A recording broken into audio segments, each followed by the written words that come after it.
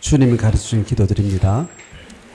하늘에 계신 우리 아버지여, 이름이 거룩히 여김을 받으시오며 나라가 임하시오며 뜻이 하늘에서 이루어진 것 같이 땅에서도 이루어지이다.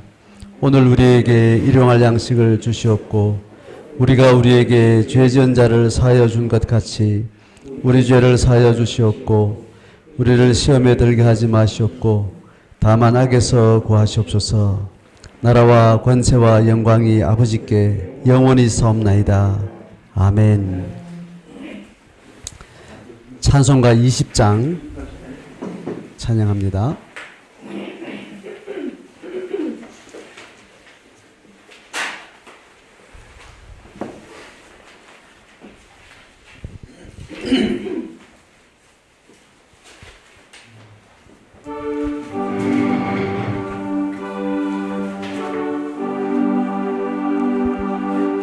온 영광 중에 계신 주 나 찬송합니다.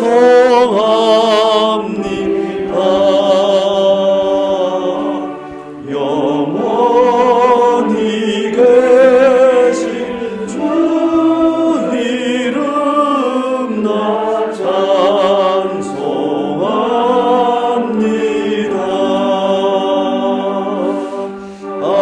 한없이 크신 능력을 나 찬송합니다. 참되고 미쁜 그 언약 나 찬송합니다. 온 천지 창조하시던 그 말씀 힘이서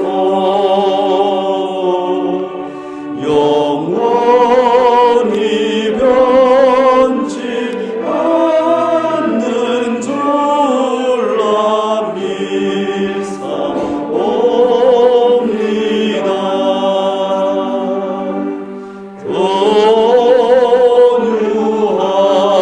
온유하신 중성 날 불러주시고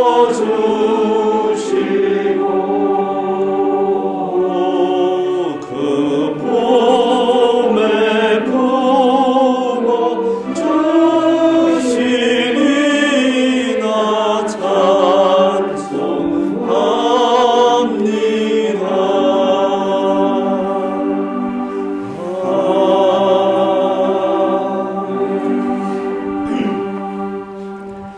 기도하겠습니다.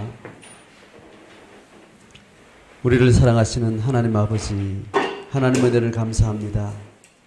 한 주간 우리의 일상 가운데 각자의 삶을 살게 하시고 주의 거룩한 날을 구별하게 하시며 약속한 시간, 약속한 공간에 또 각자의 예배 처소에서 하나님 앞에 찬양과 기도와 말씀으로 예배의 자리에 불러주심을 인하여 감사합니다. 하나님이 추운 일기 가운데 하나님 우리가 또 새해를 맞이하고 또 새날을 저들이 시작하면서 각자에게 허락하신 또 삶의 환경에 따라서 주신 믿음의 마음과 또 하나님 앞에 간구하게 된 모든 간구의 그 마음들을 하나님께서 다 아시오니 우리가 예배에 나올 때마다 우리가 하나님 앞에 나아갈 때마다 우리가 믿음으로 고백한 바를 따라서 또 우리가 하나님 앞에 간구한 바를 기억하며 늘 신실하게 우리의 삶을 주께 살아갈 수 있도록 도우시기를 원합니다. 오늘도 예배 자리에 나오지 못한 여러 상황 가운데 있는 여러 지체들을 기억하시고 하나님 그 형편이 어떠하든지 그의 마음 닿는 곳에 그의 몸이 처한 곳에서 주를 기억하며 하나님 아버지 앞에 믿음의 마음을 잃어버리지 아니하도록 연약한 자를 주님 일으키시고 낙심한 자를 위로하시며 하나님 건강의 어려움 가운데 있는 자들에게 하나님께서 치유하시며 회복해 하시는 그 은혜의 빛을 경험케 하여 주시기를 원합니다. 하나님 이 시간도 복음 들고 나간 선교의 종들을 기억하여 주시고 하나님 그 땅에서 육신의 안위와 또 영적인 또 필요들을 하나님께서 채우시며 환경을 허락하시고 은사를 부릴 듯 일으키시며 그 주의 복음을 증거하는 사역 가운데 그 필요를 주께서 온전히 감당케 하여 주시기를 원합니다. 하나님 특별히 오늘도 주의 말씀 앞에 설 때에 하나님 각자의 마음을 비춰주시고 우리가 마음 다해 또 온 힘을 다해서 살아가는 삶의 현장에서 하나님과 동행하며 하나님의 지혜 가운데 승리할 수 있도록 도우시기를 원합니다. 특별히 선교령 교회를 여기까지 인도하셨으니 하나님 그 비전 따라 이 우금리까지 하나님의 공간을 허락하시며 또 이 사역을 섬기게 하셨사오니 하나님 성도들의 온 마음 가운데 각자의 삶과 또 공동체가 함께 주의 뜻을 받들어 섬겨가는 이 비전의 과정 가운데 주께서 지혜 주시며 하나님의 때를 따라 주의 뜻을 성취케 하여 주시기를 간절히 바랍고 원합니다. 오늘도 예배 시종을 주께 올려드렸고 예수 그리스도 이름으로 기도드리옵나이다. 아멘.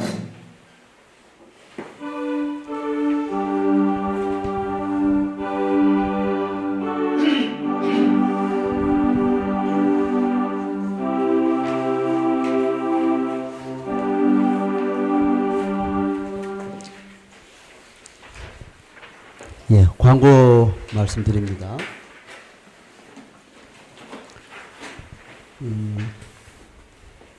코로나 그 상황이 또 여러 가지 안정적인 분위기도 있지만 또 위험한 상황들이 또 여전히 진행되고 있어서 주일 예배가 법적으로 허용한 공간 또 숫자는 뭐 어느 정도 그 허락이 됐지만 또 참석하는 여러 가지 개인 사정상 또 여러 코로나 분위기상 완전히 자유롭지는 않은 것 같습니다.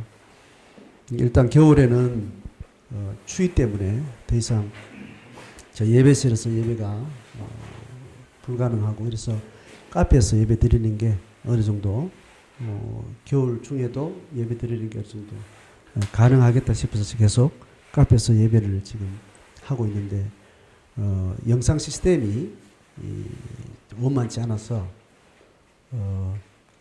실시간 영상을 하는 게 필요하겠다 이제 그런 판단이 들어서 지금 35명 이상 예배가 이제 가능하다 했을 때는 실시간 예배를 안 해도 되겠다 생각했는데 그럼에도 불구하고 심리적으로 상황적으로 거의 모두가 함께 예배할 수 있는 그런 상황들이 좀 제한이 있기 때문에 각 가정에서 예배하는 그 예배를 실시간 예배로 이렇게 공급을 해야 되겠다 판단이 좀 되고요. 그래서 여기에 영상 할 수 있는 컴퓨터도 드리고 또 인터넷 선도 가지고 오고 또 이게 약간 강단을 좀 이렇게 고정적인 것은 아니지만 예배 때 쓸 수 있는 강단을 좀 준비하는 게 필요하겠다 싶어서 이중구 집사님이 좀 준비하고 있습니다. 영상 시스템에 대한 거는 이제 사무실의 대표님 가끔 저기 영상할 때도 도와주셨는데 설치를 좀 도와주시기로 그렇게 준비를 하고 있습니다. 그리고 새해 들어서 공동체 센터 건축과 관련해서 주대성 선생님하고 이제 논의를 하면서 준비하는 과정은 일단 겨울 추위가 좀 지나면 2층 공사를 조금 부분적으로라도 진행할 수 있도록 설계 사무소하고 논의를 1월 중에 준비를 하기로 그렇게 했습니다. 그 준비되는 대로 또 형편이 되는 대로 공사를 조금이라도 할 수 있도록 그렇게 계획을 하고 논의하고 있습니다. 그리고 겨울 되기 전에 여기 진입로를 어떤 식으로든 좀 포크레인 공사를 해서 좀 평탄 작업도 하긴 했는데 눈이 오고 비가 오고 또 그런 상황이 생기면 흙바닥으로는 이제 이게 우리가 굉장히 어려울 것 같아요. 제 경험으로는 그 예배가 여기 있지 않을 때는 올라오는 차 숫자가 어느 정도 한정이 되어서 그렇게 어렵다는 느낌을 제가 못 받았는데 거의 올라올 때는 한 10대 가까이 차가 막 올라오고 매주 그렇게 올라오니까 조그만 땅 상태가 안 좋아도 차가 엉망이 되고 길도 평탄이 막 그냥 망가지는 거죠. 그때 경사가 있기 때문에 비가 오면 흙이 막 쓸려 내려가서 돌이 드러나고 막 이런 것들이 심한 것 같아요. 그래서 일단 거기에 포장공사가 비용이 많이 들어서 건축 전체에서 필요한 재정에 집중하고 그걸 최대로 미루려고 했는데 지금 가장 먼저 시급한 게 포장하는 게 우선이라는 생각이 일단 듭니다. 그래서 그것도 이제 준비하는 이제 과정에서 이제 견적이 나오면 할 수 있는 준비를 좀 하면 좋겠습니다. 그래서 위에서 기도해 주시기 바라고요. 주대 성전님하고 시간이 이제 좀 되어서 수도 설계 사무소 방문해서 일단 그 절차를 자세하게 좀 논의를 하려고 지금 계획을 이제 하고 있습니다.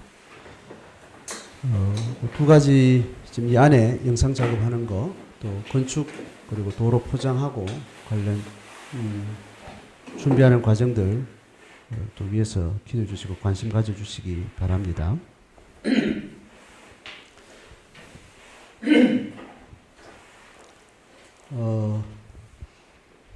오늘 광고에 실지는 않았는데 한 25명 정도 오늘 참여했는데 제가 최소한 25명 이상 모일 수 있는 이제 상황이 되면 교회 공동체 비전하고 관련해서 또 코로나 상황에 우리가 코로나 제한된 상황 때문에 목회적으로 좀 미뤄갖고 또 고민을 하고 있었던 셀 그룹이나 또 훈련이나 또 모임들에 대해서 어떻게 해야 될지 좀 전체적으로 제가 좀 준비된 계획들을 좀 나누고 거기에 대해서 여러분들과 함께 좀 결정해 가는 일들을 좀 해야 될 것 같아요. 그래서 비전과 관련된 것, 땅 사용 관련된 것, 건축과 관련된 것, 그리고 목회적인 셀 모임, 또 훈련 모임, 또 이 섬기는 공동체 비전의 공간이 여기 이제 오고 난 이후에 우리가 구체적으로 목회적으로 좀 정리해야 될 기본 개념들, 이런 이야기들을 좀 함께 공유하는 시간이 필요하겠다. 그런 생각이 들어요. 그래서 오늘 광고를 하면 다음 주 다 모일 수 있을지 아니면 또 구정이 앞에 두고 있어서 또 어수선해서 이렇게 함께 적어도 최소한 25명 이상 30명까지 최대한 다 모이는 게 좀 필요하다 싶은 건데 그게 지금 구정이 지나서 해야 될지 구정 전에 가능할지 제가 판단이 잘 안 서고 오늘 좀 구두로 좀 이야기하려고 했는데 오늘 최대한 숫자가 많이 왔기 때문에 예배 후에 잠깐 그 안을 좀 설명하시면 그 모임을 위해서 제가 이제 재직회가 되는 거예요. 기본적으로 공동체 전체 모임이기도 한데 재직회 소집을 해서 이런 결정돼야 될 사항은 아니고 논의해야 될 사항 그리고 결정을 위해서 좀 논의해야 될 이제 몇 가지들 좀 이야기하려고 하니까 구정 전에 할 수 있을지 아니면 구정 후에 미룰지 그건 여러분 분위기가 가장 최대한 많이 모일 수 있는 그 이제 환경을 지금 생각해서 좀 이야기해 주시면 오늘 결정하고 구정 전이라면 다음 주 광고하고 구정 전에 지금 2주 남았죠. 그렇게 하고 아니면 구정 후로 미루든지 그렇게 잡으면 제가 이제 일정을 광고하고 이렇게 진행을 하면 좋겠습니다. 그 예배 후에 간단하게 좀 서로 대화를 좀 하면 좋겠습니다. 안수정 집사님 가족에 지금 서울대병원에 입원해 있는 주예진이 지금 상황을 저희들이 계속 다들 기회되는 대로 서로 상황을 나누고 계실 텐데 많이 기도해 주시고 잘 그 병의 상황들 잘 잡아갈 수 있도록 또 기도해 주시기 바랍니다. 드린 헌금 위해서 기도하겠습니다.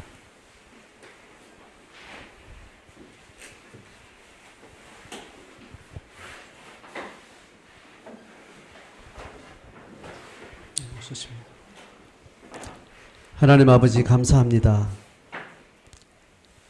2022년도 새 두 번째 예배를 우금리 공동체 센터에서 또 함께 예배하면서 또 하나님 앞에 우리의 마음을 담은 예물을 올려드립니다.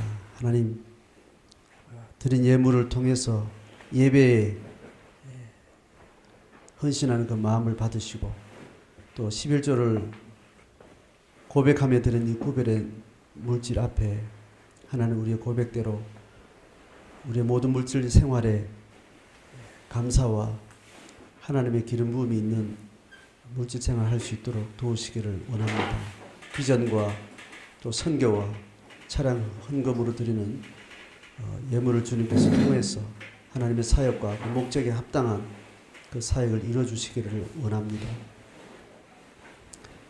특별히 물질의 연약함을 인해서 힘든 지체들의 상황과 또 여건과 그 마음을 하나님 헤아리시며 우리의 필요가 물질의 양과 상관없이 하나님이 충만케 하시는 은혜를 기반으로 주어진 그 분복에 자족할 수 있는 은혜를 허락하셔서 어디에 무엇을 어떤 삶의 형편에 있든지 우리의 심령 깊은 곳에 샘솟듯 하는 이 복음의 힘이 우리의 삶을 넉넉히 채워갈 수 있도록 주님 도우시기를 원합니다. 특별히 예배의 말씀을 통해서 또 하나님 깨닫게 하시며 또 우리가 하나님 음성을 세미하게 들을 때마다 하나님 우리가 마음을 다해서 주의 뜻을 잘 순종하고 순복하는 믿음의 삶이 되게 하옵소서. 감사하고 예수 그리스도 이름으로 기도드리옵나이다. 아멘.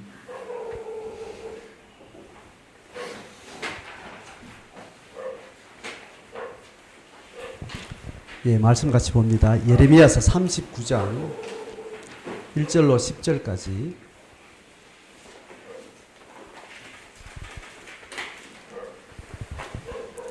예레미야서 10장 다시 예레미야서 39장 1절로 10절까지 같이 교독하겠습니다. 유다의 시드기야 왕의 제9년 10째 달에 바벨론의 느부갓네살 왕과 그의 모든 군대가 와서 예루살렘을 에워싸고 치더니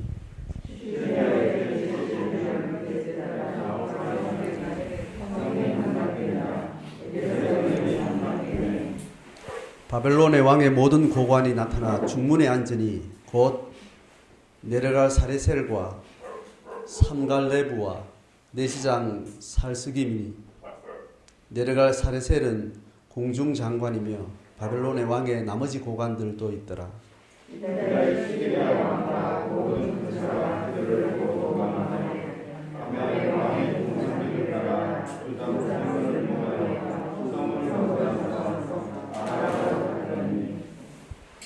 갈대아인의 군대가 그들을 따라 여리고 평원에서 시드기야에게 미쳐 그를 잡아서 데리고 하마 땅 리블라에 있는 바벨론의 느부갓네살 왕에게로 올라가매 왕이 그를 심문하였더라.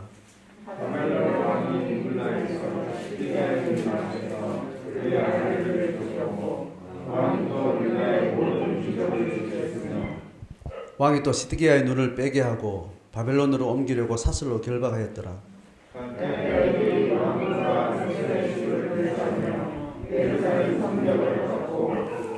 사령관 느부사라단이 성중에 남아있는 백성과 자기에게 항복한 자와 그 외에 남은 백성을 잡아 바벨론으로 옮겼으며 사령관 느부사라단이 아무 소유가 없는 빈민을 유다 땅에 남겨두고 그날의 포도원과 밭을 그들에게 주었더라. 아멘. 35장부터 쭉 진행되는 상황은 예루살렘이 바벨론에 의해서 무너지기 그 직전 상황들, 그리고 무너진 이후에 자세한 일상 그 상황들을 자세하게 이제 기록해 나가는 그런 이제 흐름 속에 있습니다. 38장까지가 예루살렘 함락 직전에 있었던 왕과 예레미야와 고관들의 여러 바벨론 군대 앞에서 가지고 있는 마음들 또 그 마음들을 여러 방식으로 표출하고 소통하는 흐름 속에 그들의 마음, 그들의 영적 상태 이런 것들을 소개하는 그런 과정이었고 이제 오늘 39장에 와서 이제 예루살렘에 함락된 그 사건을 이제 소개를 하고 있습니다. 자, 그러니까 유다 왕 시드기야가 통치한 지 9년째 10월 달 그때 예루살렘이 포위가 됐고 포위된 이후에 함락되는 그 날을 정확하게 여기서 소개하는데 2절에 11년째 4월 9일 이제 그렇게 이제 잡고 있습니다. 자, 그러니까 딱 1년 6개월 동안 이제 포위된 상태에서 공방전이 계속 어떤 식으로 이제 진행이 됐다는 거죠.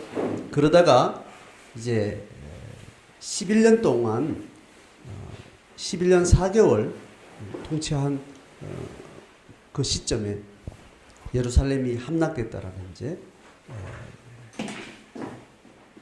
설명을 합니다.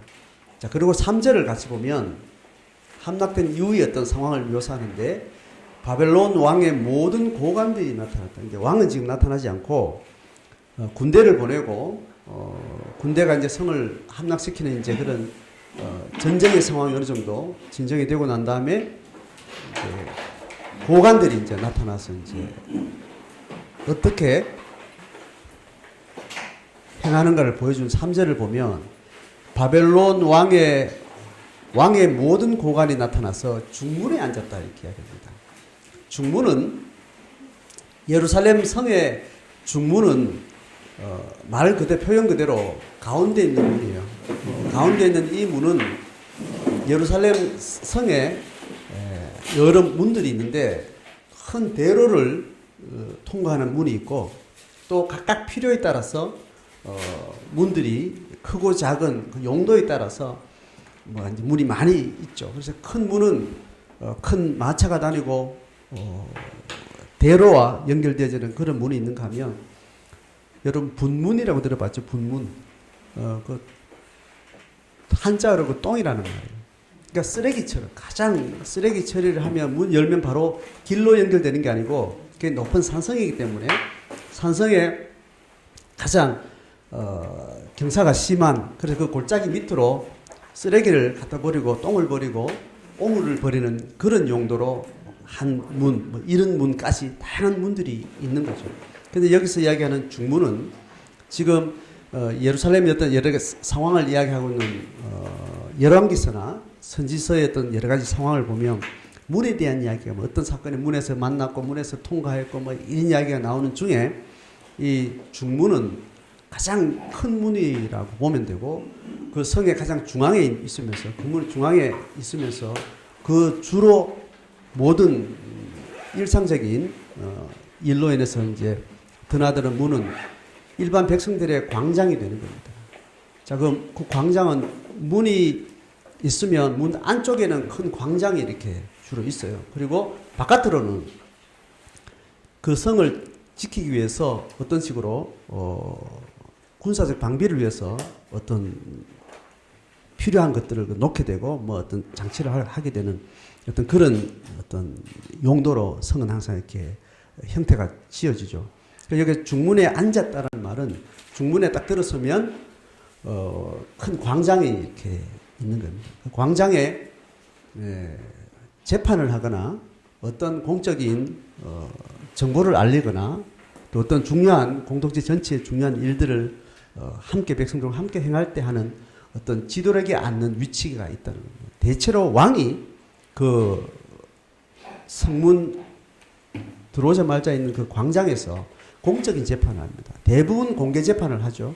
그래서 공개 재판을 통해서 왕의 권위와 또 일상 속에 일어나는 여러 시시비비의 어떤 상황들을 모든 백성들이 듣고 또 당사자들도 거기에 법의 어떤 결과를 거기서 이제 받게 되는 겁니다. 그래서 왕의 통치의 실무가 백성들하고 교감하는 모든 공적인 실무가 거기에서 이루어지는 거죠. 왕궁에서 일어나는 여러 탁상공론의 이야기들보다도 실제로 왕의 위엄, 왕의 통치의 실제, 왕의 존재 의미는 백성들의 삶을 통치하시고 다스리고 영향을 주고받는 이제 그런 역할이기 때문에 왕궁에서 일어나는 중요한 일이 그게 사실 중요한 메인의 업무기도 하지만 사실은 실제로 왕의 실무는 여기서 이루어진다고 이렇게 이해를 하게 되는 겁니다. 지금 이 바벨론 왕의 모든 고관들이 중문에 앉았다는 이 의미는 지금 우리는 여러 이런 스토리 중에 뭐 그럴 수 있겠지. 이제 그렇게 할 수 있지만 지금 예레미야서를 통해서 이것이 기록되어지는 이 상황에 또 이 상황 이후에도 패망한 이스라엘 백성들이 이 사건을 글로 접할 때 중문에 이방인들의 신하들이 그 위에 섰다라는 이 의미는 굉장히 충격적인 사건입니다. 그 상 자체가.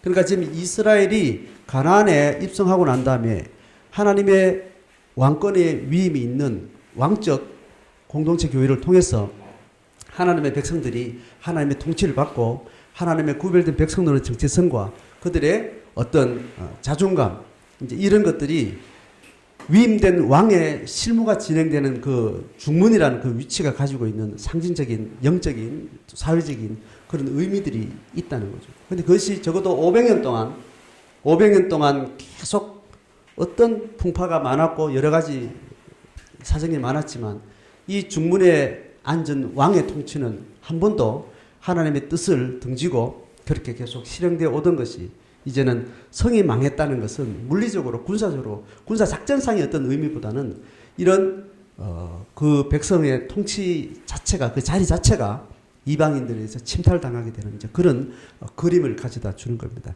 그래서 그 중문에 앉은 사람들의 이름을 거론하는 것이 의미가 있는 겁니다. 그 중문에 앉아서 왕을 대신해서 왕의 자리를 박탈하고 그 위에 앉은 바벨론 왕의 고관들 그 이름이 거론되고 있죠. 네르갈사레셀, 삼갈레부, 살스김 뭐 이렇게 중요한 지금의 장관들의 고관들의 이름을 거론을 하게 되는 겁니다. 자 그래서 그 네르갈사레셀은 궁중장관이며 뭐 이렇게 이제 이야기하고 나머지 고관들도 있더라. 자, 이 표현이 성이 무너지고 중문에 이들이 앉았다는 이 의미는 이스라엘 국가 전체의 존재가 완전히 이제 끝을 맺게 되는 그 현상을 보게 되는 겁니다. 여러분, 우리가 예루살렘 성에 대한 영적인 의미, 이스라엘 백성들이 겪었던 그 역사 속에 예루살렘 성이 주는 영적인 가치, 그 스토리의 무게 중심을 우리가 영적으로 지금 삼경륜 시대에 우리가 예루살렘 성의 의미 또 그것이 오늘 우리에게 어떻게 유지되어지고 이경륜 시대 예루살렘 성이라는 것은 견고한 하나님의 통치령을 이야기하고 그 통치령은 그렇게 이경륜 시대에 이제 이미지는 다 정리가 됐지만 삼경륜 시대 우리의 10년 가운데 교회 위에 또 기독교 신앙의 역사 속에 하나님의 보이지 않는 예루살렘 성의 그 영적 가치는 여전히 우리 가운데 이어지고 우리는 물리적인 성이 아니지만 하나님이 우리를 통해서 하나님께서 통치해 가시는 그 영적인 성이 우리 속에는 또한 경험되어지고 있는 그런 의미에서는 지금 몇천 년 전의 이야기지만 또 이경륜 시대의 이미지적인 어떤 그런 상징이지만 예루살렘 성이 무너진 이 지금 역사 흐름을 지금 계속 말씀을 통해서 쭉 따라가는 과정 가운데 우리에게도 굉장히 심리적으로 충격적인 또 정서적인 어떤 의미로 다가와야 됩니다. 다가오고 있는지 모르겠네요. 지난주 설교에는 뭐 포위당했다, 오늘은 무너졌네, 포위당했네, 무너졌네, 뭐 이렇게 강 건너 불구경하지 그렇게 우리에게 와 닿는지는 모르겠지만, 그럼 우리가 대하 드라마를 볼 때, 그 대하 드라마의 스토리가 대충은 알지만 오늘 끝난 대하 드라마의 어떤 장면이 다음 주는 어떻게 될까 막 그런 긴장 뭐 이런 게 있죠, 그죠? 대조영을 여러분 쭉 흐름을 볼 때 내가 10년 전에 중고등부 사회 갈 때 한마로 있죠, 한마로. 한마로를 알죠, 그죠? 그러니까 이제 고등학교 때인데 이제 예배 마치고 이제 친구들끼리 이제 막 후배들하고 하면서 막 이야기하는 나는 옆에서 뭐 지나가듯이 들었는데 한마로가 하는 말을 내가 뚜렷하게 기억해요. 이름은 제가 기억 안 납니다. 그 스토리 중에 그 어떤 장군이 이렇게 대조영하고 이렇게 서로 쌍벽이 되는 어떤 그 인물이 이렇게 화살이 눈에 찔렸어요. 그 스토리 여러분 기억나는 사람은 알지 모르겠는데, 근데 그 사람이 애꾸눈이 됩니다. 기억나는지 모르겠는데, 대조영하고 같은 그 계속 그 극 중에서 이제 서로 다투고 있는, 서로 이제 적이죠. 같은 그 나라 안에 있지만 이제 다른 신하인데 같은 장군인데 이제 그 사람이 어쨌든 여러 가지 상황에서 눈에 이제 찔리는 그 장면이 아마 지난주 있었던가 봐요. 그래서 한마라고 뭐라는 게 아니라 그날 주일 저녁에 야 오늘 저녁 같이 대조영 봐야 된다 이렇게 이야기하면서 그 사람이 그 화살 맞았는데 오늘 어찌 됐는지 진짜 봐야 돼.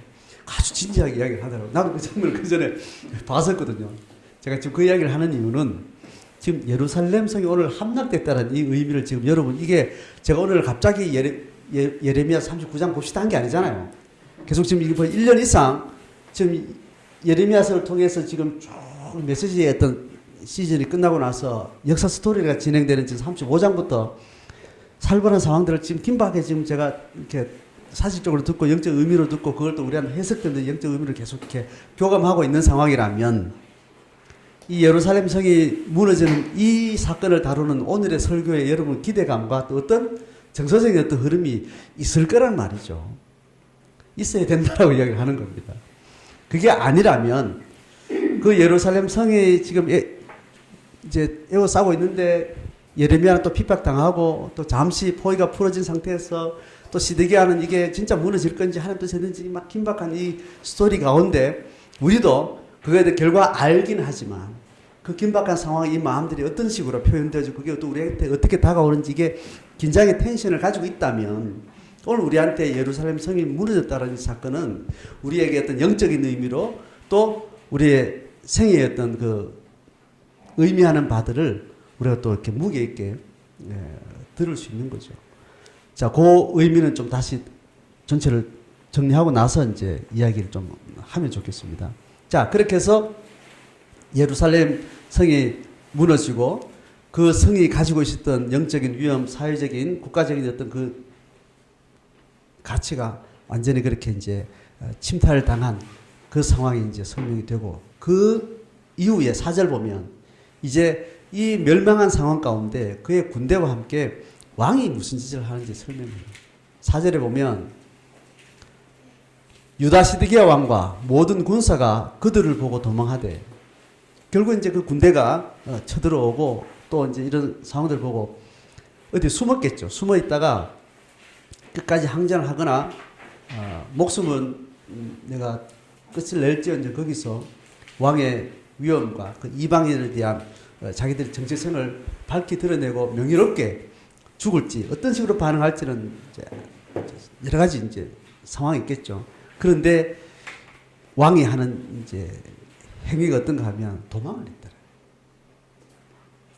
그러니까 이제 왕이 자기가 있었던 왕좌의 자기 권위와 자기 위임의 가치와 그 사회적으로 자기는 왕으로 있지만 그것이 영적으로 가져간 그 의미라는 것이 그 마음 가운데 세계관적으로 잘 정리가 됐다면 그 이방인들이 그 중문에 앉게 된 상황까지 밀려오게 된 상황과 그 현실에 대해서 그가 반응하는 그 태도를 봐서 그 사람이 이 가치를 어떻게 통찰하고 있고 어떻게 그것을 자기 삶의 문제로 받아들이고 있는지가 보여지는데, 가장 하수, 가장 비참한, 가장 수치스러운 방식의 태도를 보여주는 거죠.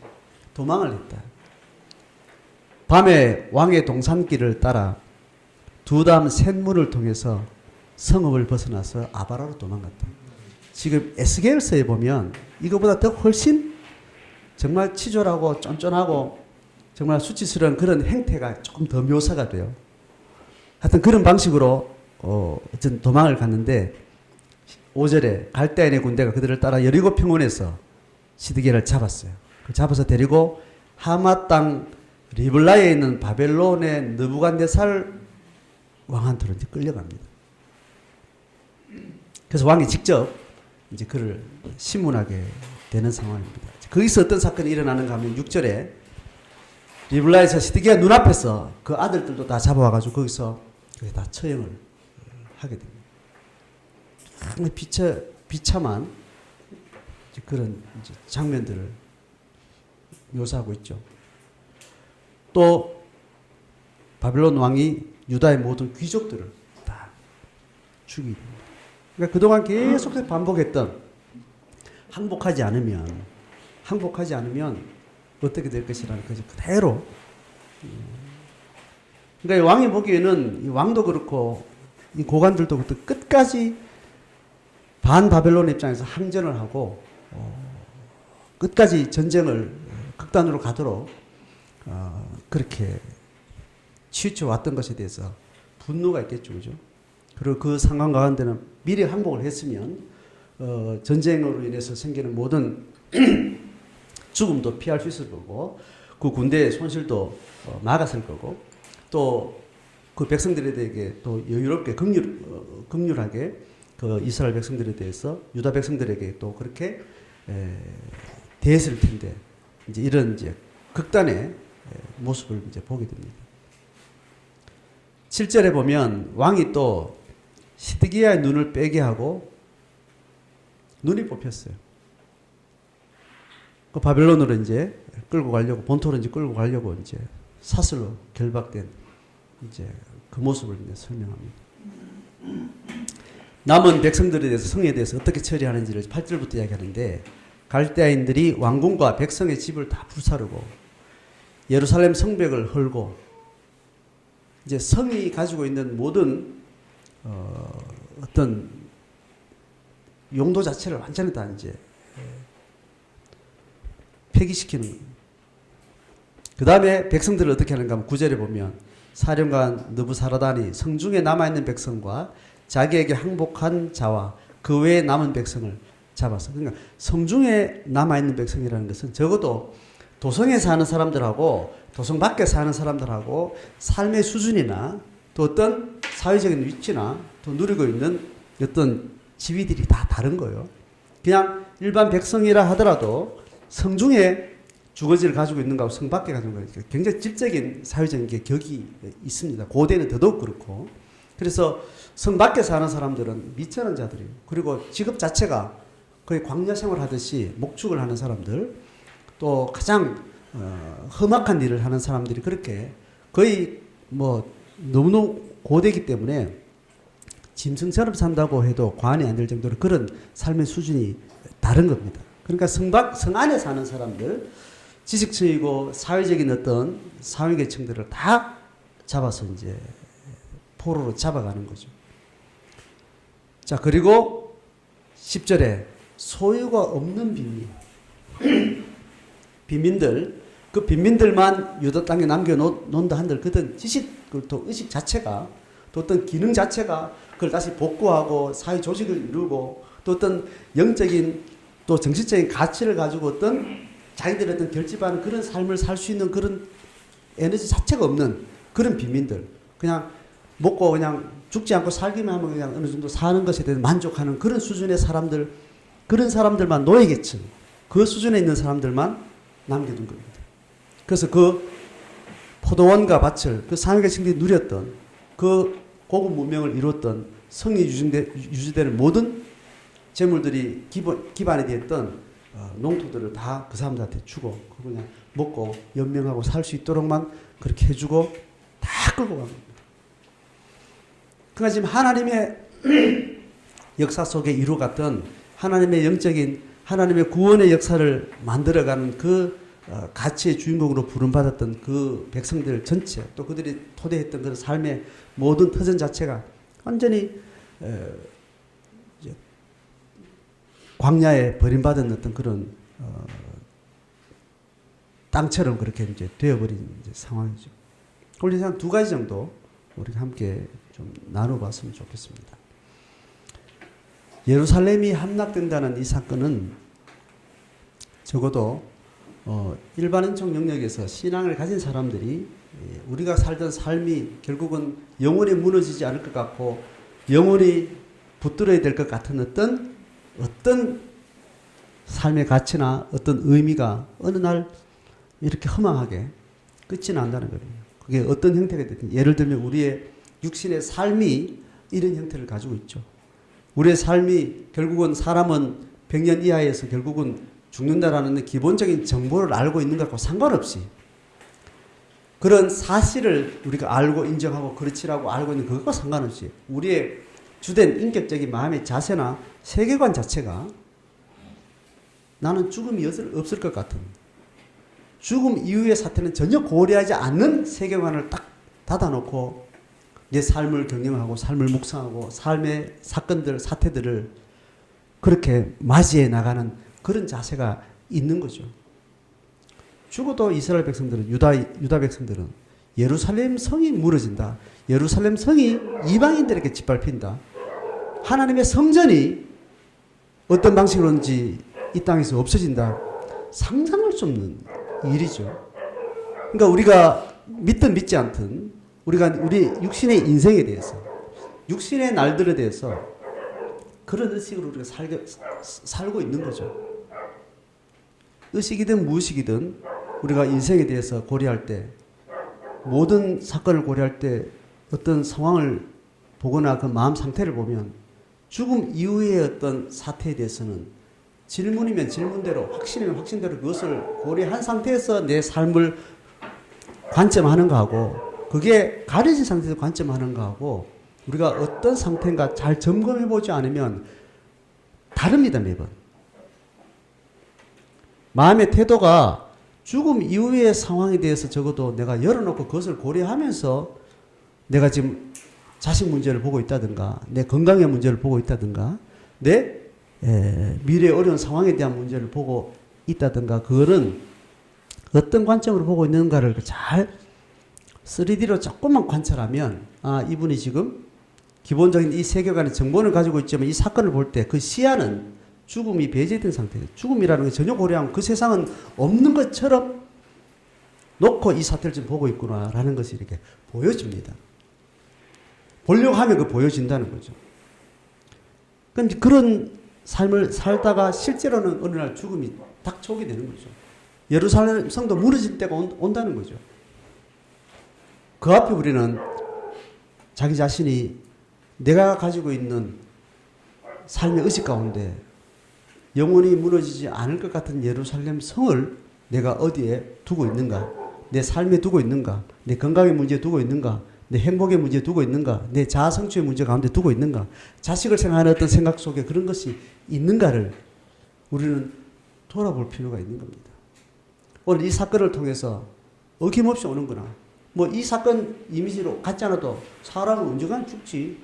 뭐 주변에 가까운 사람이 죽는다. 늘 그거에 대해서 새롭게, 아, 그렇구나. 좀 더 가까이 현실적으로 정말 살아있는 현장성 있게 죽음이라는 것이 나에게도 다르지 않구나라는 걸 다가왔지만 또 일상 속에 들어가면 또 이 의식은 또 무의식 속으로 배제된 상태에서 또 죽음은 없는 것처럼 살아가는 의식과 세계관과 삶의 태도들이 우리 속에 있게 되는 거죠.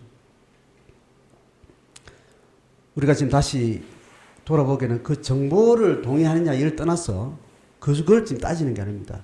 여러분, 죽음 이후에는 영원한 세상이 있다고 믿습니까? 아, 난 믿습니다. 알겠습니다. 인정해요. 동의해요. 그 정보를 이야기할 때는 내 세계관에 그것을 열어놓고 있는 것 같지만 이 부분을 이야기하는 게 아니에요. 일상생활 속에 들어갔을 때는 순간순간 세계관의 영역이 우리는 적어도 매번 달라진다는 걸 이야기하는 겁니다. 달라진 상태에서 그 죽음의 세계, 죽음이 약속한, 하나님이 내게 약속하신 것, 그것을 내가 믿고 있는 그것이 배제된 상태에서 어떤 사건을 본다니까요. 어떤 사태를 예상한다니까요. 그럴 때마다 성경은 우리에게 가르치는 건 네가 눈 멀어 있다, 잠자고 있다, 이제 이런 방식으로 표현을 하는 거죠. 새해를 맞이하면서 내가 계획하고 있는 많은 여러 가지 생각들을 한번 생각을 해보세요. 생각을 해보는데 그 사건을 생각할 때 여러 가지 고려를 할 거 아니에요. 이런 의미 있는 기대가 될 만한 어떤 예상도 할 거고, 또 기대하지 않았지만 그게 잘못됐을 때, 부정적인 상황을 갔을 때는 그 예상도 하면서 어떤 사건과 계획들을 여러 가지로 생각을 하고 계획을 하고 조명을 할 텐데, 그때 여러분 이 질문을 가지고 그 사태를, 내 의식을 이렇게 비춰보는 게 필요합니다.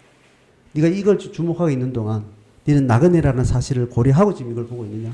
네가 죽음 이후에는 이걸 다 놓고 그냥 가야 된다는 것에 대해서 그 고백을 네가 다 전제하고 이걸 지금 보고 있느냐?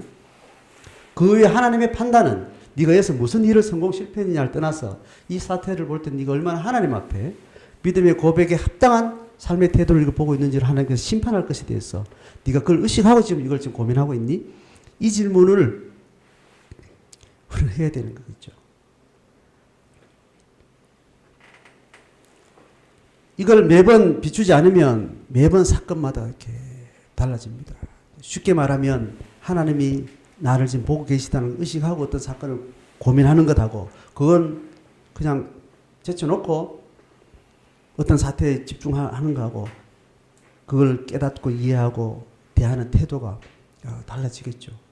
저는 개인적으로는 상계동에 교회 예배 처소를 두고 교회 비전이나 또 교회 어떤 목회적인 것을 고민할 때하고 실제로 여기 와서 이제 더 이상 내가 갈 때는 목사가 갈 때는 교회가 집하고 교회밖에 없는데 교회가 지금 우금리에 여기에 있는 상태에서 내가 매번 여기서 출근을 하고 여기서 고민을 하고 여기서 예배를 하고 이 공간적인 이동이 있는 상태에서 내 신앙을 생각하고 교회의 미래를 생각하고 비전을 생각하고 소명을 생각할 때하고 굉장히 관점과 통찰의 이렇게 깊이가 다른 걸 저는 이렇게 느끼게 됩니다.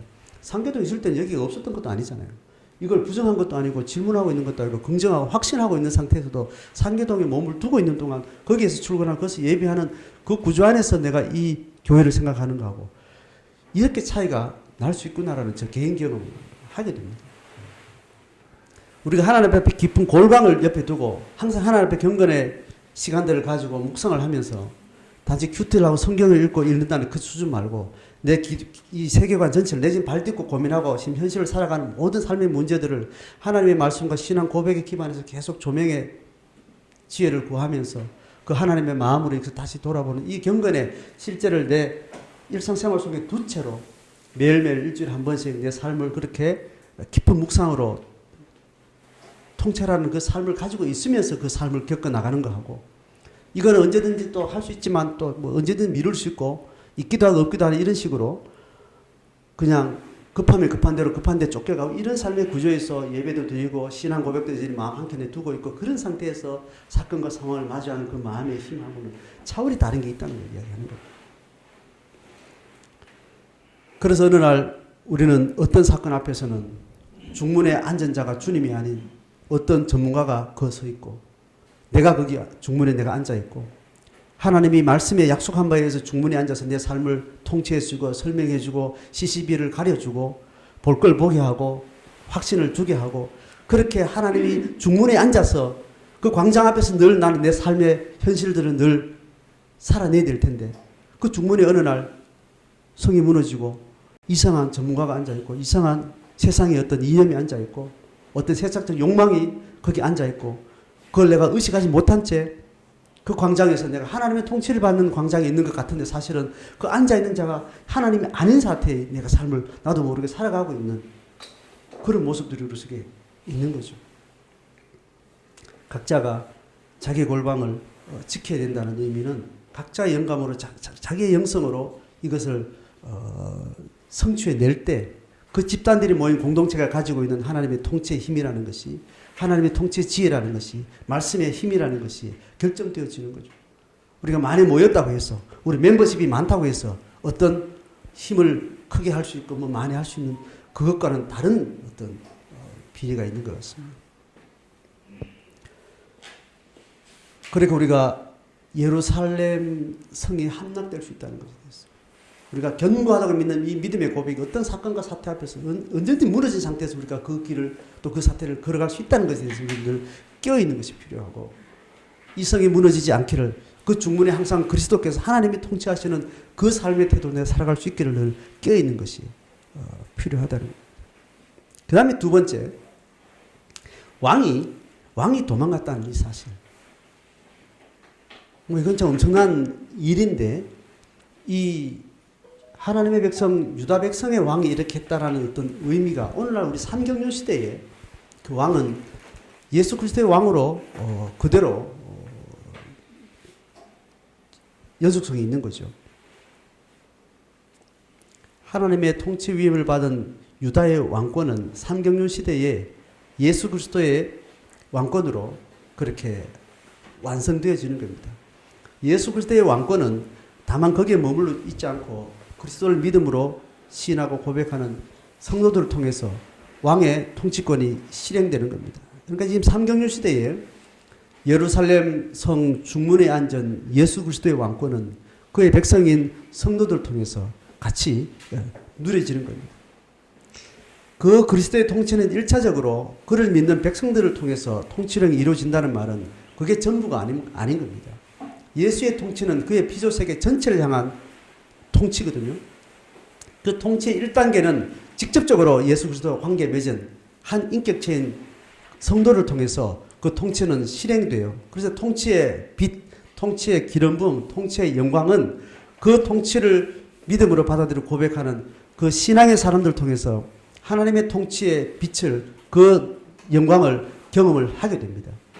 그리고 그 직접적인 예수 통치께 나온 그 인격체가 아닌 자들, 쉽게 말하면 예수 믿지 않는 사람들, 예수의 왕권이 뭔지도 의미도 모르고 그것을 받아들일 어떤 의사도 아직 안 돼 있고 경험하지도 않은 자들을 향해서 또 그리스도는 여전히 통치의 역사를 만들어 가는데, 그것이 두 번째 차원을 통해서 그 통치를 누리는 그의 백성들을 통해서 통치해 가는 겁니다.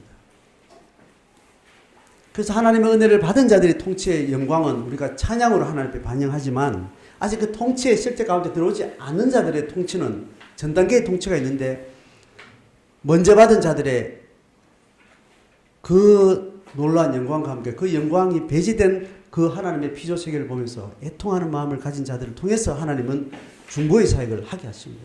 이게 우리 백성에게, 교회에게 위임된, 하나님의 백성에게 위임된 왕권이에요. 다시 한번 설명할게요. 삼경륜 시대의 그리스도의 왕권은 두 단계로 실행된다고 했습니다. 첫 단계는 예수 십자가의 사랑을 직접적으로 은혜로 체험한 자들이 그 인생의 모든 가치 정권을 주께 드리고 하나님으로부터 오는 빛과 영광과 은혜와 그 풍성함을 누리는 것으로 통치가 먼저 실행이 돼요. 거기가 전부가 아니라는 겁니다. 하나님의 통치는 피조세계 전체를 끝까지 완성해가는 그 과정 가운데 있는데, 이 먼저 받은 은혜의 사람들은 그 은혜의 누림을 하나님의 시간과 공간이 확장되는 그 시기에 과정에 우리는 중보자로서를 부름을 받는 겁니다. 그리고 예수는, 하나님은 먼저 1차적으로 누리는 통치력이 있는 자들은 하나님 직접 행사를 해요. 그 다음 단계는 본인이 직접 하지 않기로 했다고요. 먼저 은혜 받은 자들을 통해서 어깨를 나란히 하게 된 겁니다. 통치 백성이지만 이 통치를 확장해 나가는 그 사역간에는 이들을 본인하고 성격을 같이 했어요. 그리고 본인이 실행하는 사역은 여기서 딱 멈추고, 여기에서 은혜 받은 자들이 그 통치의 누림을 통해서 그 다음 통치령의 중보자로 우리를 부르셨다는 거예요. 그래서 우리가 하나님의 왕권을 누리지만 그 왕권은 우리에게 위임된 왕권이 있는 겁니다. 그 내용이 뭐냐 하면, 아직 그 하나님의 통치를 받지 못한 자들의 그 비참함을, 우리는 그 비참함이 얼마나 엄청난 건지 받은 만큼 그 격차를 통해서 우리가 알게 되는, 감지하는 것이 있는 겁니다. 이 은혜를 받고 난 이후에 이 은혜를 받지 않는 사람들의 삶이 어떤지를 우리가 겪어서 알기 때문에, 그 고통을 향한 하나님의 마음이 어떤 줄 알기 때문에 그 애통하는 마음을 품고 살아가도록 하나님 우리에게 요청하는 겁니다. 우리의 왕권은 힘으로, 말탄 방식으로 하는 것이 아니라고 했던 것이 이 원리입니다. 하나님의 마음이 아직 다가가지 않은 세상을 향해서 고통하는 아픔의 마음을 하나님의 마음으로 우리가 안고 살아가는 거예요. 그래서 우리가 통치하는 통치 방식은 굉장히 버릇이 같은 짓밟히는 방식이에요. 말탄 자세가 아니고 날개를 탄 아주 우스꽝스러운 자세로 하는 통치예요. 아픔을 가지는 거예요. 애통하는 마음을 가진 자들이 복이 있다라는 것이 제자들을 향해서 하나님이 가르치는 그 말의 의미이기 때문에, 그래서 우리가 이 시드기야처럼 지 먹고 살, 지 목숨만을 위해서 빌빌거리고 쫓아다니고 도망다니고 겁먹고 다니는 이 비참한 형태가 뭐냐 하면, 하나님의 영광을 맛보아 알매도 불구하고 그 하나님의 중보의 사역에 왕권의 실행자로, 유통자로 우리를 불렀음에도 불구하고 그 삶이 우리 눈에 들어오지 않고 내 먹고 사는 것, 내 암이, 자기 중심적인 세상에 자기 필요에 초점이 있어서 다른 사람의 아픔에 마음 둘 수 없을 정도로 자기 모든 에너지를 자기한테만 두고 사는 사람들의 그 몰골이 바로 이 시드기야 같은 아주 비참한 그런 형태일 수 있다는 겁니다.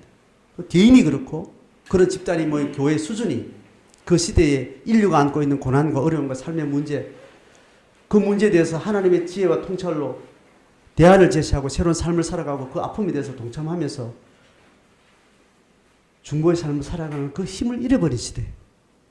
그래서 하나님이 교회를 사용하기에는 중보자로 사용하기에는 애통하는 마음자를 통해서 하나님 뭐 일을 하기에는 그 마음을 담지하지 못하고 있는 성도들 그런 교회 그런 시대를 향한 하나님의 애타는 마음이 있어서 그 시대를 하나님 버려야 돼요. 하나님 그 시대를 포기해야 되는 거예요. 적어도 20세기는 적어도 동북아 지역에서 하나님 역사를 일으킬 만한 그런 중보자들의 애통함이 없는 거예요. 그 울부짖는 기도가 없는 거예요. 그 하나님이 지나가죠. 이 유기된 이스라엘 백성들의 마지막 성이 예루살렘이 함락됐다는 것은 이경륜 시대를 통해서 하나님께서 그 빛을 비추어 가고 역사하실 만한 그런 기대가 더 이상 이스라엘 백성들에게는 더 이상 기다려도 더 이상 보이지 않기 때문에 하나님도 포기하신 거예요. 시간이 지나고 나서 그 과정도 하나님 다 뜻이었다는 뭐 여러 가지 이제 의미 있게 의미를 이야기하지만 이 현실 속에 있는 하나님은 현실의 시간성 속에 적고 있는 이 시점에서는 하나님으로서는 좌절이고 하나님에서는 충격이고 하나님에서는 절망의 상태를 지금 지나고 있는 거죠. 그 상태로 이 시간이 이렇게 지나가고 결국 하나님 또 다른 400년을 기다려서야 이제 본격적으로 또 새로운 부흥의 시대를 준비해야 되는 그 400년은 뭐냐 말이죠. 그 시대성에 대한 안타까움이 이 역사의 흐름 과정 가운데 있게 되는 거죠.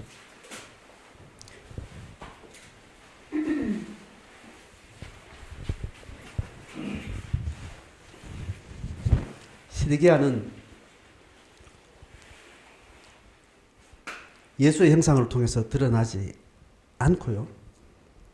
시드기야가 이렇게 망해도 시드기야를 위임한 하나님의 영광과 그의 권위는 어떤 방식으로도 손상되지 않았고 오늘 시드기야의 모습은 오늘 그리스도의 왕권의 누림을 받은 자가 자격의 위임을 받은 자가 그 받을 만한 세계관을 품지 못하고 심정을 품지 못하고 그 태도를 준비하지 못했기 때문에 계속해서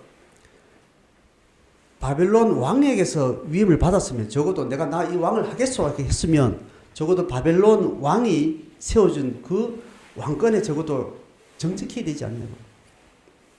지금 시드기야를 다시 재조명합니다. 시드기야가 백성들이 원든 원치 않든 바벨론 왕에 의해서 위임됐단 말이에요. 그러면 적어도 자기의 존재는 바벨론 왕의 힘에 의해서 세워졌단 말이죠. 그러면 적어도 그 힘을 충분히 고려한 상태에서 이 정치를 봐야 되고 그 이스라엘의 정치 상황 가운데 분명한 자기 정치가 거기 있다는 걸 지켜내야 되는 거예요. 근데 지금 바벨론에 의해서 세워진 시드기야는 바벨론이 아닌 애굽을 통해서 이 국가가 세워져야 된다는 그 세계관을 가진 그 신하들 앞에 눈치 보면서 빌부터 살았던 거예요. 적어도 그 바벨론에서 세워졌으면 바벨론의 입장에서 적어도 통합해내는 국제관계, 국가 간의 관계, 영적 관계를 고민하는 그런 자기가 세워진 정체성에 대한 자존감을 이 사람은 처음부터 없었어요. 그냥 왕이 유지되기를 바랬던 겁니다. 그러니까 반바벨론의 의식을 가진 사람들이 자기의 정체성을 계속해서 의심할 것 아니에요. 무시할 것 아니에요. 그러면 자기의 정체성을 세워가지고 그들한테 정당하게 내 할 말을 하고 너희들이 인정하지 않으면 나는 물러가겠노라. 바벨론을 통해서 나를 세우신 일을 통해서 하나님의 뜻을 우리가 찾아가야 된다면 니하고 내하고 정말 맞짱을 뜨자. 네 말이 하나님 말이면 친바벨론이 맞는지 친애굽이 지금 하나님 우리가 요구하는 뜻인지 니도 내하고 하나님께 한번 해보고 네가 지든지 내가 지든지 끝을 보자. 이렇게 자기가 세워진 적어도 정체성의 기반에 대해서 정직하게 태도를 취하지 않았던 거예요.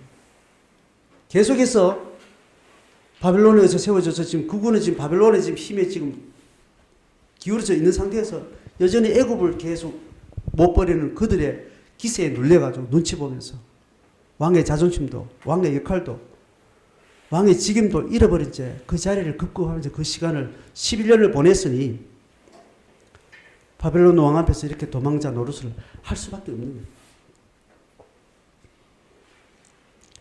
우리가 다시 하나님의 일을 새롭게 일으킨다는 것은 교회가 어떻게 가야 되겠다, 한국교회가 이래야 되겠다, 개신교가 이래야 되겠다, 이런 대의를 이야기해서는 안 됩니다. 하나님의 역사는 어디에서 일어나는가 하면 고백하는 자와 그 다이다이를 통해서 죽든지 살든지 거기서 승부가 나요. 한국교회를 걱정할 때가 아니고 섬기는 교회 공동체를 걱정할 때가 아니고 내가 하나님 앞에 갱신되면 갱신의 출발은 거기서 되는 겁니다. 여기서 갱신되지 않으면 섬기는 교회 누군가는 갱신될지 몰라도 나는 갱신에서 배제가 되는 겁니다. 내가 하나님 앞에 어떻게 서야 되는 것은 내가 섬기는 교회 성도됨이 어디를 기반하고 내가 서 있는 건데 아직 그리스도를 만나기 위해서 내게 와 있는가, 만나는 확신자로서 와 있는가, 그 정체성에서 하나님 앞에 정직하게 자기가 정직한 걸음으로 그 앞에 서 있어요. 그 자기가 하나님 앞에 견고하게 세워질 때 나를 통해서 확신되어진 하나님 내한테 설 때 또 다른 지체가 그럴 가능성이 있고 그런 가능성이 있는 사람들 통해서 그것이 함께 연합될 때 그리스도의 몸이 회복되고 그리스도의 통치력이 그를 통해서 교회 공동체를 통해서 어떤 일을 하게 되는 거예요. 나는 어디에서 어떤 상황에서 서 있는가를 스스로를 돌아보셔서 나는 아직 구도자의 과정이 있고 확신자 있지만 아직까지 요 정도밖에 안 돼 있고 요 정도에서 내가 아직까지 질문하고 있고 내가 정직한 확답은 뭔지 아직 얻지 못한 질문은 뭔지 그 질문 앞에 정직히 서셔야 된다고. 확신을 많이 가진 자는 좋은 사람이고 확신이 없는 사람은 못한 사람 이런 차원이 아니에요. 거예요. 각자의 걸음걸음마다 고백이 다르고 감정이 다르고 확신이 다른 거예요. 문제는 하나님이 허락하신 삶의 과정에서 주신 확신이 있다면 하나님 주신 확신 그 확신에 견고하게 정직하게 서야 되고 아직 확신이 없으면 주님이 확신 줄 때까지 내가 기다리고 정말 그것이 내 확신이 될 때까지 옆에 강 목사의 확신도 아니고 다른 지체들의 확신도 아니고 하나님 내게 확신 주시고 내게 생명을 놔도 내가 되물리지 않을 만한 분명한 내 확신 목숨을 걸고도 확신할 그 확신을 하나님 앞에 내가 붙들었을 때 그것이 내 힘이 되는 거예요.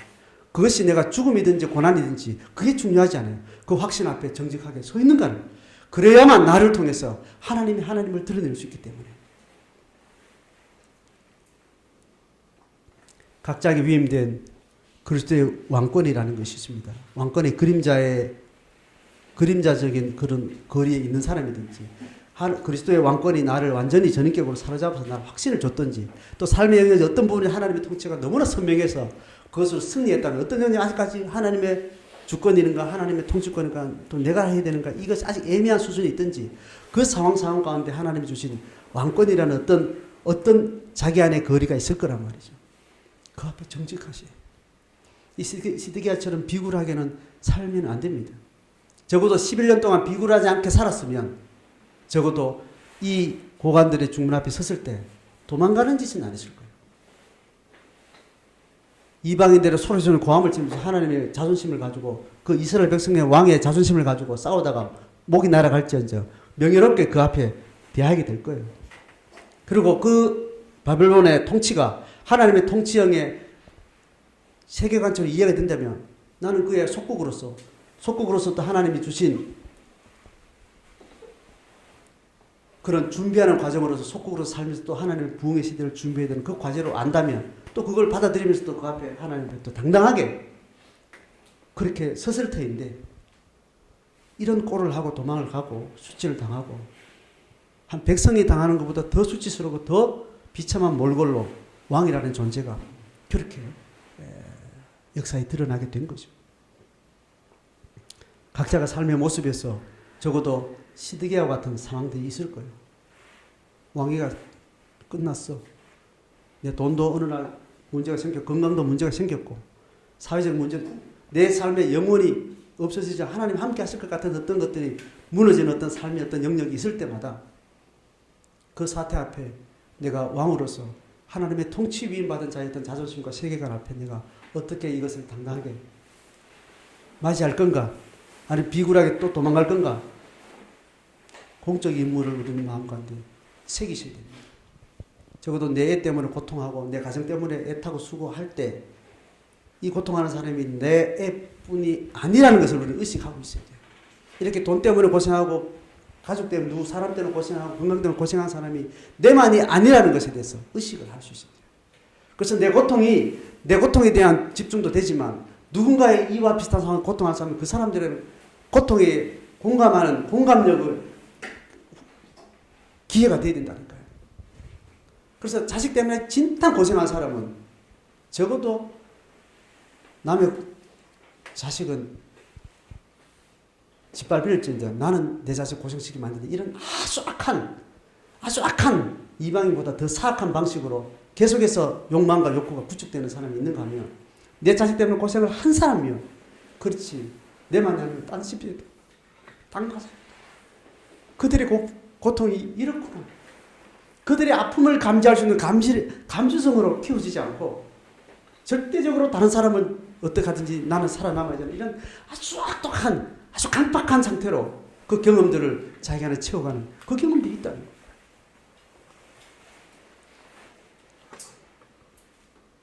공적 마인드를 잃어버리면 안 됩니다. 사적인 사건의 고통 앞에 그 고통은 하나님이 공적인 임무를 수행하기 위한 훈련과 감수성과 연단의 과정으로 그것을 자기 안에 축적할 수 있어야 됩니다. 내 가정만 괜찮으면 돼. 나만 괜찮으면 돼. 우리 교회만 괜찮으면 돼. 이런 단절된 자기중심적인 그 세계관을 가지고 우리가 삶을 살아가는 과정은 결국은 사태가 벌어질 때 이 꼴을 가는 겁니다. 자기 밥그릇을 위해서 꽁무니를 빼는 그런 수치스러운 일을 하고 있는 거죠. 한국교회가 그렇고 대다수의 하나님 백성들이 믿는다는 사람들이 그런 행태를 하고 있어요. 오늘 예루살렘 성의 폐망과 왕권의 위협을 받은 시드기야의 태도를 보면서 오늘 이 시대에 삼경유 시대에 어떻게 이것이 재생되고 있는지 또 반복되고 있는지를 통찰하면서 이것이 몇천 년 전의 어떤 사건이 아니라 오늘 우리의 사건으로 우리 시대에 하나님이 비추시는 지혜로 그렇게 받으면서 또 각자 주어진 삶의 우리 시대의 고민들과 사건을 하나님께서 우리를 통해서 일하시는 그런 기회를 삼고 승리할 수 있기를 주의 이름으로 축복합니다. 아멘. 449장 찬송합니다.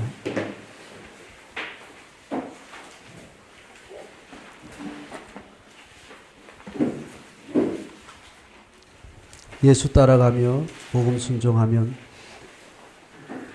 1절과 5절 찬양하고 기도하겠습니다.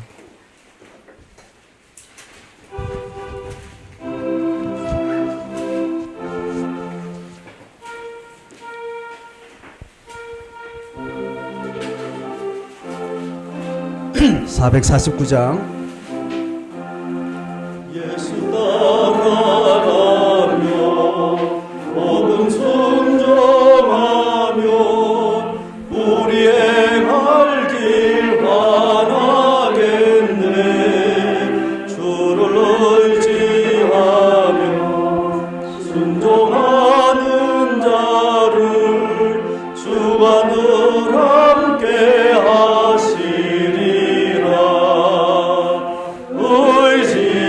의지하고 순종하는 길은 예수 안에 즐겁고 복된 길이라. 주를 힘입어서 말씀 잘 배우고 주를 모시고 살아가세. 주를 의지하며 항상 순종하면 주가 사랑해 주시리라. 의지하고 순종하는 길은 예수 안에 즐겁고 복된 길이로다. 하나님 감사합니다. 예수 따라가며 복음 순종하는 삶을 살기를 원하나 우리가 지혜가 없고 부족하여서 우리가 걸어가는 한순간순간 또 우리의 걸음은 빗나가 있고 또 우리는 어두움 가운데 또 들어가 있고 또 그런 연약함을 우리가 발견하게 됩니다. 하나님, 예루살렘 성이 멸망하고 또 시드기야 왕이 그의 왕의 자리를 그렇게 버린 것이 하나님, 그것이 그 옛날의 사건이 아닌 오늘 이 시대에도 왕의 위임을 받은 수많은 하나님의 백성들이 이 시대 교회가 하나님의 왕권의 자존심과 그 정체성을 상실해버린 하나님, 이 시대를 우리가 기억하며 또 그것을 밝히 볼 수 있기를 원합니다. 각자 부름받은 그 소명이 분명하다면, 주를 향한 나의 신앙의 고백이 분명하다면 그 고백이 주는 영광과 그 삶의 무게를 하나님 다시 기억하며 사사로운 삶을 살지 않게 하시고 각자의 주어진 삶의 개인의 영역을 통해서 하나님의 통치를 기억하며 하나님의 통치를 가늠하며 중보할 수 있는 저희들의 삶이 되게 하옵소서. 그런 제자 되기 원하고 그러한 공동체가 이 시대 교회의 사명을 감당할 수 있도록 도와주시옵소서. 각자가 겪고 있는 삶의 많은 어려움들을 하나님 기억할 때마다 하나님 말씀이 우리 가운데 비추시고 또 우리에게 주신 고백의 기반으로 우리에게 주어진 삶의 무게들을 하나님 창조적으로 하나님 앞에 하나님 섬기며 살아갈 수 있도록 주께서 위로하시며 또 새로운 통찰을 허락하시며 새로운 소명으로 이끌어 주옵소서. 감사하며 예수 그리스도 이름으로 기도드리옵나이다. 아멘. 축복의 기원 드립니다. 지금은 우리 주 예수 그리스도의 크신 은혜와 하나님의 사랑하심과 성령 하나님의 말씀으로 깨닫게 하시는 사가 주님 앞에 받은 은혜대로 합당한 은혜에 맞는 하나님 주어진 삶의 은사를 통해서 주의 뜻을 성취하며 살기를 원하는 모든 성도들의 신앙 고백 위에 지금부터 영원토록 함께 있을지어다. 아멘.